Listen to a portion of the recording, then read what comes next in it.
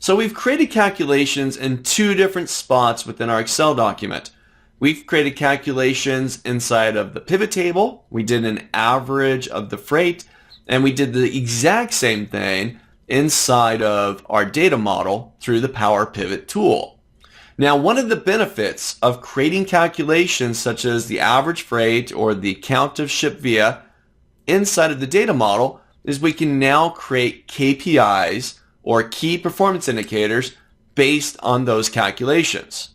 So for example, I want to be able to take this average freight here, which is $72 and roughly 24 cents, and get the average, not for the entire set of orders, but perhaps for various countries. What was the average for USA versus Canada versus Brazil versus France and so on, right? But now I want to set up some thresholds.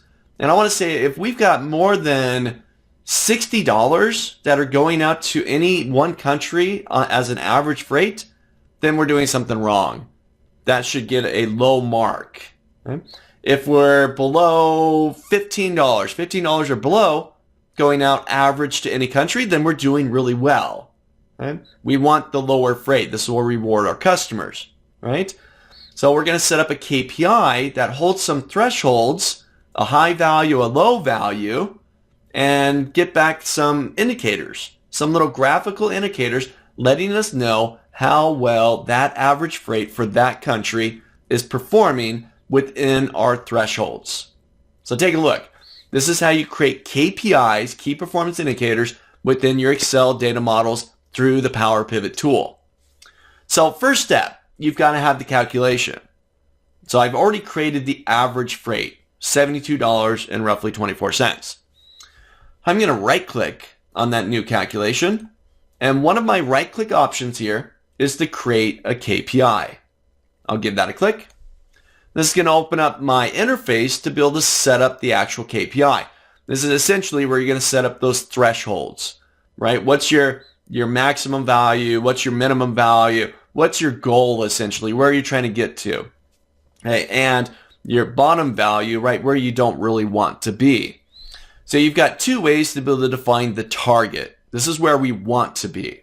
I can do it based on a calculated field, meaning another calculated field back here inside of my data model, or I could do it based off of an absolute value.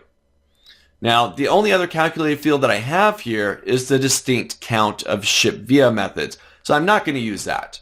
So I'm going to say an absolute value, defaulted me to 100. I can see that my range, kind of my threshold down below, ranges from 0 to 40. If the average freight is somewhere between 0 and 40, I'm in the red. If it's above 40 but below 80, then we're in the yellow. If it's above 80, then I'm in the green. Now for me, I'm thinking of my customers, right? Customers come first. I shouldn't be charging them more for shipping their products, right? Customers are going to be happier if I charge them less.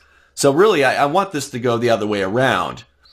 So down below, I can swap the way that I portray my scale within these thresholds. Currently, I'm going from red, yellow to green. I'm going to go from green, yellow to red. I want to swap that threshold. So now I've got, hey, if it's below 40, then I'm in the green. If it's between 40 and 80, I'm in the yellow. If it's above 80, I'm in the red here. Now I'm going to adjust these values. I'm going to say, you know what, if we're average, this is average for a country. I'm going to say if we're $60 or less, then we're in the green. And we'll say if we're, we'll say, I can adjust this either by typing the values in there or dragging these little icons. We'll say if we're $90, let's find 90 there. And you know what, 60, yeah, I think 60 sounds good. We'll leave it as such. All right, so if I'm $0 to $60, bing, bing, bing, bing, bing, we're doing good. Our customers are happy. We're not charging them as much for shipping. If we're between 60 and 90, we're in yellow. And if we're above 90 as an average for the country, then we're doing poor inside of there. All right, so I'm going to go ahead and hit OK. So I've now created the KPI inside of there. I can see the little KPI marker down there next to my calculation. but we're really not taking full advantage of this just yet. All we've done is created the calculation and set up the KPI. Now let's actually put this into our report. So I'm going to close my Power Pivot window. We'll get back to Excel. There's my pivot table. I've already got the countries out there. I've already got the average of freight. But now I want to bring in the KPI so I can see how well we're doing. So I'm going to go hop over to my pivot table field list, open up the order info table, and scroll down. I've now got my average of freight with the KPI. I'll open that up. I've got three things in there. The value, which is what I already have out here. I've got the goal, which was the goal marker that I put back inside of the KPI, the threshold area. And I've got the status. The status is the actual KPI, the indicator that shows us how well we're doing. So I'm going to turn that one on. I'll turn on status. And I've now got a KPI based off of the KPI within the data model. So remember, if it was 60 or below, we're in the green. There's green and green and green and green and green. If we're between 60 and 90, we're in the yellow. And if we're above 90, we've got the red.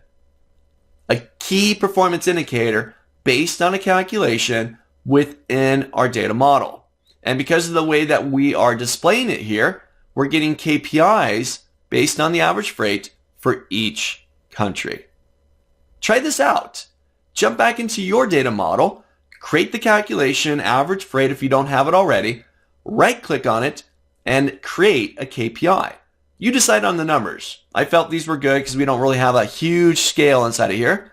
So 60 below, great. 60 to 90, above 90, we're not doing well.